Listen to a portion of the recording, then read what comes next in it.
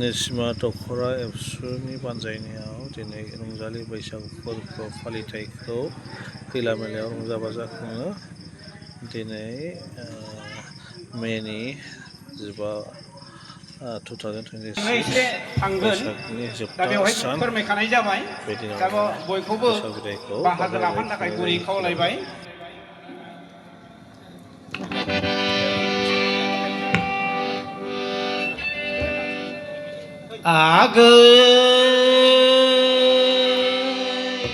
नुहुरनाय गामिनि गुफुरै गावदां नायनो मोजां आगै सनाय खानाय बानाय माबोला जागोन नों आंनि दालाय